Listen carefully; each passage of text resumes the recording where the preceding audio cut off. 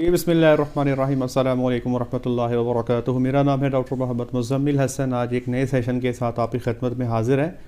कई सारी बकरियां बेचारी एक्सपायर हो जाती हैं आजकल के महीनों में, स्पेशली जो फुल ठंड के जो दिन होते हैं। इसमें अक्सर औक़ात हमारे पास क्लिनिक पे केसेस आ जाते हैं, बिल्कुल फ़ाइनल स्टेजेस पे होते हैं, बकरी को सांस ही नहीं आ रहा होता और प्रेगनेंसी 4-4.5 माह की अमूमी तौर पे होती है और बाय द एंड अमूमी तौर पे स्लॉटर करना पड़ जाता है, ज़िबा करना पड़ जाता है।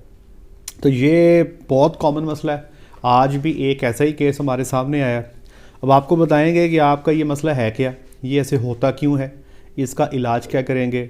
और मैं चाहूँगा मेरे जो फील्ड में काम करने वाले ज़्यादा भाई चूँकि वेटरनरी असिस्टेंट्स हैं, उनके सामने ये जो प्रॉपर ट्रीटमेंट है आपके सामने रखूँ, ताकि अगर किसी की जान बच जाए तो मेरा ख़्याल है कि इससे बड़ी कोई बात नहीं हो सकती। और साथ ही साथ आपको एक ऐसा फार्मूला बताएंगे जो आप घर पे तैयार कर सकते हैं। और इस फार्मूले के हवाले से जो WHO की और यूनिसेफ की रिपोर्ट है, उनका कहना ये है कि इस फार्मूले से मिलियंस लोगों की ज़िंदगी बचाई गई है। तो वो मैं आज आपको बताऊंगा वो फार्मूला क्या है, घर पे कैसे तैयार करना है। और ये जो बकरियां हमारे पास आ जाती हैं, जो बिल्कुल आप देख भी रहे हैं, मैंने आपके साथ वीडियो शेयर की हुई है, इसमें जानवर देखें बिल्कुल लेटा हुआ है, सर नीचे फेंका हुआ है, 4.5-पौने 5 माह की प्रेगनेंसी है और सांस भी मुश्किल से आ रहा। देखने में ऐसे लग रहा है जैसे इसको कुछ ज़बरदस्ती पिलाया गया है, सांस सही तरीके से नहीं आ रहा। और आंखें भी इसकी जो हैं वो आप देख लें बिल्कुल घिरी सी हुई हैं और आप कह सकते हो हाफ कॉमा स्टेट में जानवर है। खड़ा होना तो दूर की बात है, वो सही से बैठी भी नहीं हुई। अगर उसको हल्का सा गिराते हैं तो वो बिल्कुल अपनी स्टेट में लेट जाती है। अब इस स्टेज में जब हमारे पास केसेस आते हैं, ये क्या होते हैं, तो इस बीमारी को हम कहते हैं प्रेगनेंसी टॉक्सीमिया या ketosis of the pregnant animal भी कह देते हैं, या इसको आप लैम्बिंग या किडिंग सिकनेस भी बोल देते हैं, या आप इसको ट्विन किड डिजीज़ या ट्विन लैम्ब डिजीज़ भी कह देते हैं। बल्कि जब मुख्तलिफ नाम है बीमारियों के, आप लोगों को समझाने के लिए ये बता देता हूँ कि ये जब आखिरी महीना चल रहा होता है ना, बच्चा देने में जब 6 हफ्ते रह जाते हैं बकरी में और इसमें भेड़ में, तो उस वक्त जो जानवर की तवानाई की ज़रूरियात हैं वो बहुत ज़्यादा हो जाती हैं, जो कि ख़ुराक से पूरी नहीं हो पाती। आप याद रखिएगा कि वो जानवर जिसको आप एनर्जी अमूमी तौर पे जो पहले 3 माह है प्रेगनेंसी के, उसमें जानवर को रोज़ाना की बुनियाद पे 2.8 मेगा कैलोरी एनर्जी चाहिए होती है। ठीक है जी। वो बढ़ के आखिरी ट्राइमेस्टर में आखिरी जब 6 हफ्ते रह जाते हैं तो तब वो 4 मेगा कैलोरी पर डे से भी ज़्यादा बढ़ जाती है। आप ये कह लें कि जो तवानाई की ज़रूरियात हैं वो आखिरी 6 हफ्ते में 42% बढ़ जाती हैं।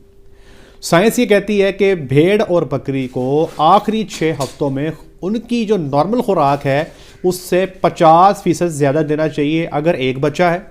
अगर बच्चे 1 से ज़्यादा हैं, 2 है या 3 हैं, तो 75% खुराक ज़्यादा देनी चाहिए।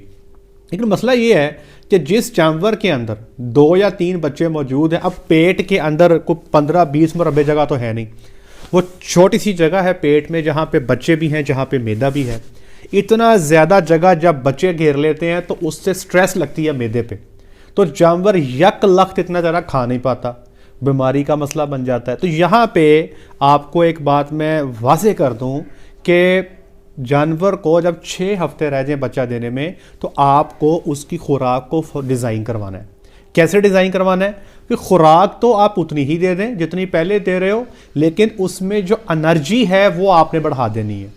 जैसे अमूमी तौर पे हम गायों के साथ करते हैं, गायें बच्चा देने के बाद उनका खुराक का इनटेक जो है वो कम होता है, तो हम क्या करते हैं, उस थोड़ी खुराक में एनर्जी को बढ़ा देते हैं। इसको हम अपनी ज़ुबान में कहते हैं एनर्जी डेंस राशन। तो ये बहुत ज़रूरी है, बजाय इसके कि आप सेम फीडिंग रेजीम अडॉप्ट करें। अगर आपने शौक़ से अच्छी बकरी रख ली है, शौक़ से अच्छी भेड़ रख ली है, उसके अंदर बच्चे भी 3-4 मौजूद हैं, अब आपको उसकी खुराक पे भी काम करना पड़ेगा। वो लोग जो देसी बकरियों के साथ काम कर रहे हैं वो बेहतर जानते हैं कि देसी बकरी जो है उसका एक बच्चा कितने का है। ये मुझे बताने की ज़रूरत नहीं है, आप बेहतर जानते हैं। तो हम अक्सर देखते हैं कि बकरियां जब हमारे पास आती हैं बिल्कुल तबाही निकली होती है, भेड़ा घर हुआ होता है। अब जब आप इनका ब्लड सैंपल लेके लेबॉर्ट्री में लेके जाएंगे, अमूमी तौर पे कहीं शक हो आपको कि यह मसला है या नहीं है, तो आप लेबॉर्ट्री में ब्लड सैंपल ले जाएं। ऐसे जानवर का जो ब्लड ग्लूकोज है वो कम हो जाता है। नॉर्मल वैल्यू है 40 से 60 मिलीग्राम पर 100 ml, लेकिन इसकी वैल्यू अमूमी तौर पर रिपोर्ट करवाने पे 30 या 10 के करीब आती है। तो वो जानवर जिसमें ग्लूकोज ही पूरा नहीं है तो वो अपने आप को कैसे चलाएगा, कैसे वो चलता फिरेगा। याद रखिएगा, ऐसा जानवर जिसमें ग्लूकोज की कमी हो जाती है वो कोमे में चले जाता है। बच्चा जो है उसने तो अपनी ज़रूरत पूरी करने के लिए माँ से ग्लूकोज लेनी है और वो शदीद ग्लूकोज ले रहा होता है। माँ को अगर खुराक से नहीं मिलेगी तो क्या होगा कि माँ के पेट में जो चर्बी है वो पिघलनी शुरू होगी, उससे ग्लूकोज बनेगा, फिर उसके नतीजे में कीटोन बॉडीज बनेगी। एक बड़ा लंबा चौड़ा साइकिल बन जाता है जो बाद में जानवर को नुकसान पहुंचाता है।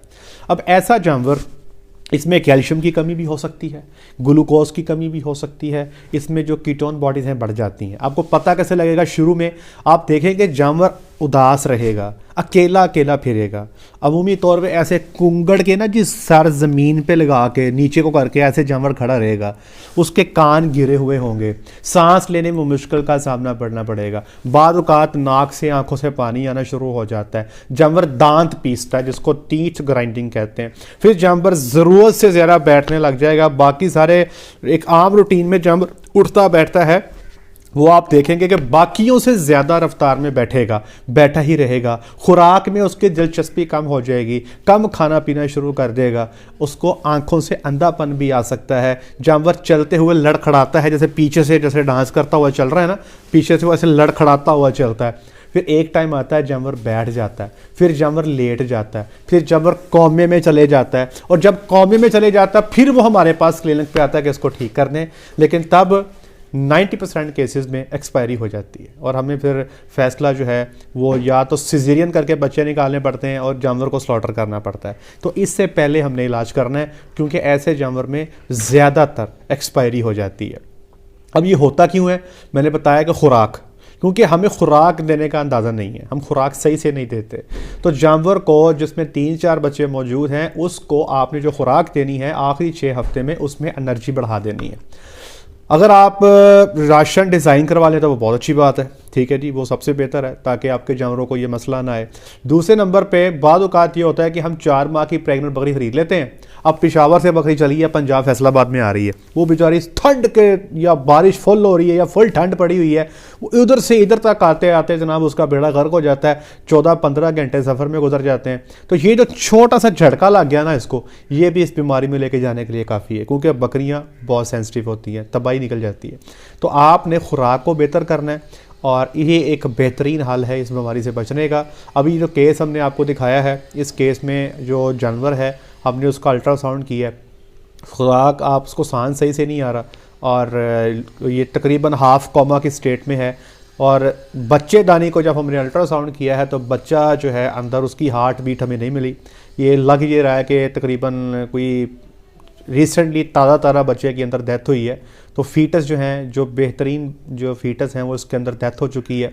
अब मैं बताता हूँ कि हमने इसकी ट्रीटमेंट कैसे करनी है। देखिए, अव्वल तो इस स्टेज पे जब जानवर आ जाए तो अमूमी तौर पे आप फार्मर को बता दें कि ये इस स्टेज पे जो आपका रिज़ल्ट है ट्रीटमेंट का वो खासा अच्छा नहीं होगा। लेकिन अगर फिर भी फार्मर आपसे इंसिस्ट करे, इसरार करे कि नहीं जी हमने इलाज करना ही करना है, तो फिर मैं इलाज आपको लेकर दे देता हूँ। लेकिन एक कोशिश के तौर पे, चूँकि हमारे यहाँ मैंने आपको अक्सर ये बात की है कि जानवरों को ना जी घर का मेंबर समझा जाता है। मुझे याद है कि ये जिनकी बकरी थी वो खातून रो रही थी, ऊँच धाड़े मार मार के रो रही थी। हमें तो उनको देख के ना कुछ हो रहा था कि यार इतनी मोहब्बत भी कोई अपने जानवर से कर सकता है। तो खैर, ये अगर फार्मर इंसिस्ट करे कि हमने इलाज करना ही करना है तो इलाज कुछ ऐसे करेंगे, ये मैं आपको लिख कर दे देता हूँ। सबसे पहले नंबर 1, यहाँ पे ग्लाइकोलीन जो है ये आपको मार्केट से सिरप मिलेगा, ग्लाइकोलीन भी मिल जाएगा, कीटोल भी सिरप मिल जाएगा, ये दोनों में से कोई सा ले लें।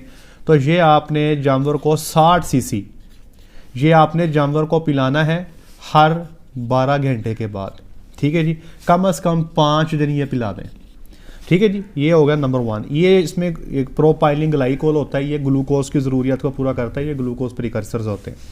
नंबर 2, अब चूंकि जानवर की कैल्शियम की कमी को भी पूरा करना है तो हाइपोकैल्सीमिया भी यहाँ पर अक्सर आ जाता है। तो जो मिल्फोन सी है, अमूमी तौर पे अगर तो जानवर बिल्कुल कोमा के स्टेट में चला गया है तो मैं फिर आईवी लगाना रिकमेंड नहीं करता, क्योंकि यहाँ पर जानवर बर्दाश्त नहीं कर रहा होता।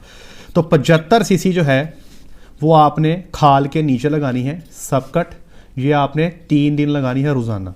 2 काम हो गए जी। तीसरे नंबर पे मार्केट से अच्छी क्वालिटी का डीसीपी, ऐसा डीसीपी लें जिसमें कैल्शियम की परसेंटेज भी अच्छी हो, फास्फोरस भी 18% हो, अवेलेबिलिटी भी कम से कम 75% हो। ये मैं नंबर भी लिख देता हूँ डॉक्टर वकास का, इनसे रब्ता कर लें अगर आपको अच्छी क्वालिटी का डीसीपी चाहिए। जो हम इस्तेमाल करते हैं वो आपको इनसे मिल सकता है, इनसे व्हाट्सएप पर रब्ता कर लीजिएगा। ये आपने 50 ग्राम जो है ना 7 दिन कम से कम देना है। उसके बाद बेशक 25 ग्राम जो है वो बच्चा देने तक देते रहिएगा, ठीक है जी।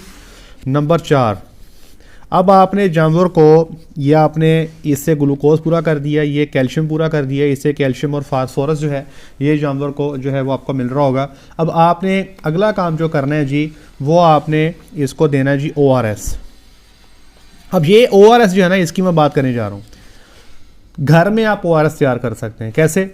1 लीटर पानी लेना है, 1 लीटर पानी जमा इसमें आपने 6 चम्मच चीनी डालना है, ठीक है जी, और आधा चम्मच आपने इसमें नमक डालना है।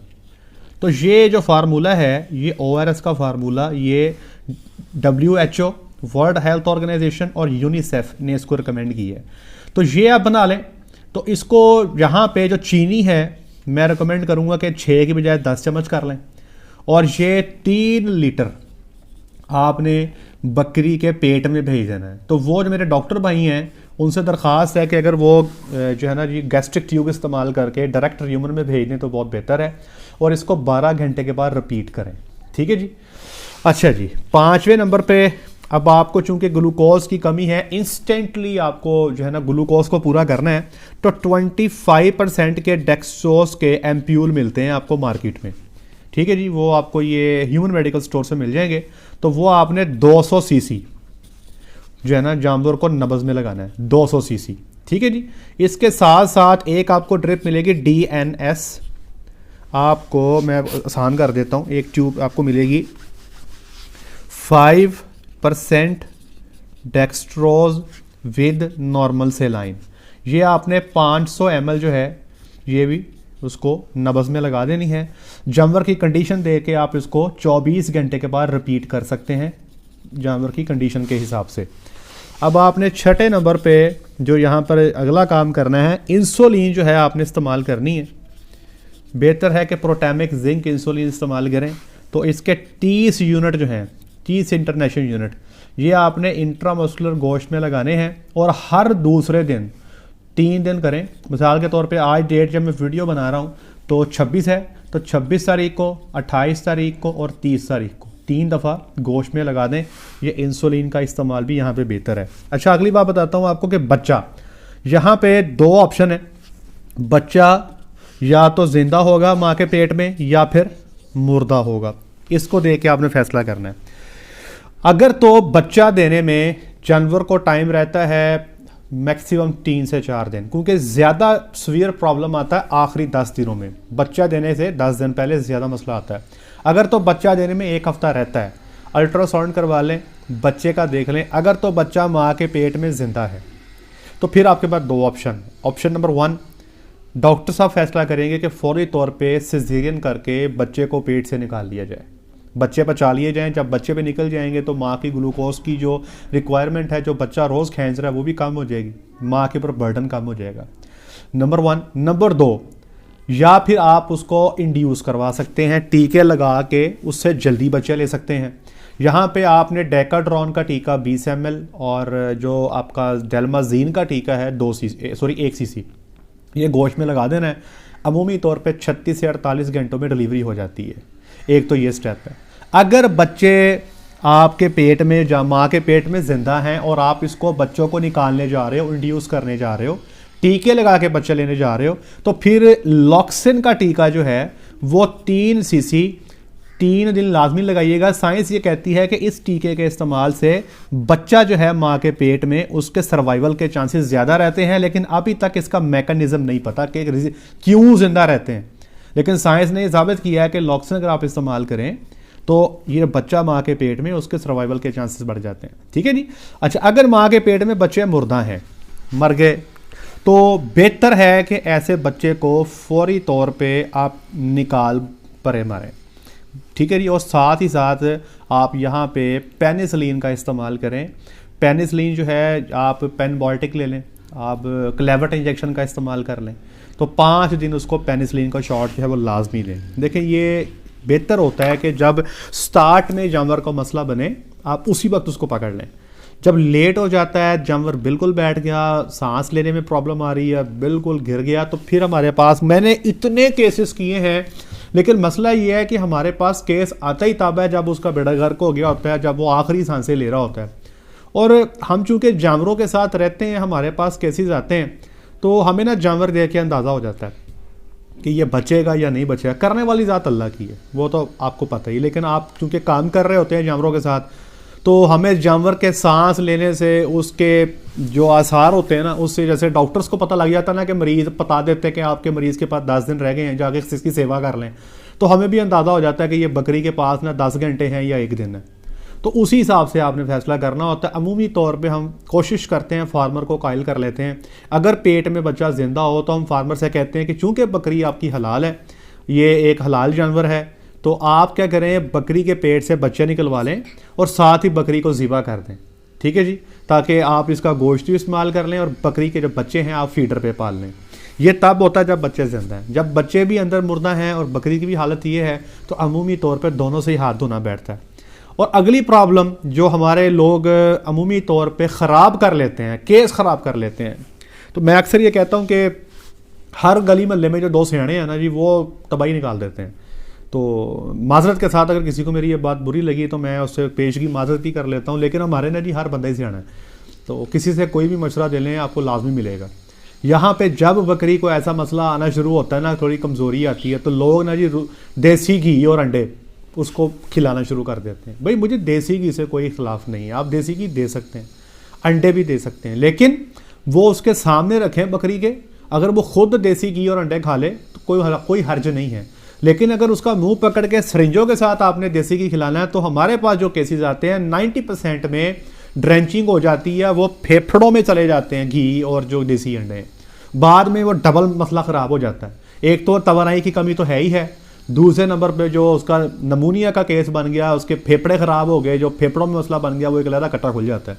तो फिर जो थोड़ी बहुत रिकवरी के चांसेस होने होते हैं वो भी जाते रहते हैं। तो भाई कोशिश करें, अच्छा जानवर रखा है तो उसकी ट्रीटमेंट टाइम पे करवाएं।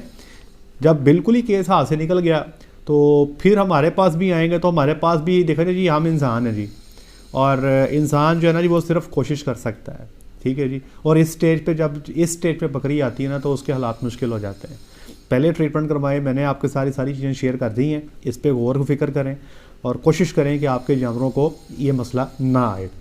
आज के लिए इतना ही, अपना ख्याल रखें, दुआओं में याद रखें, 5 वक्त की नमाज़ अदा करें। अस्सलाम वालेकुम।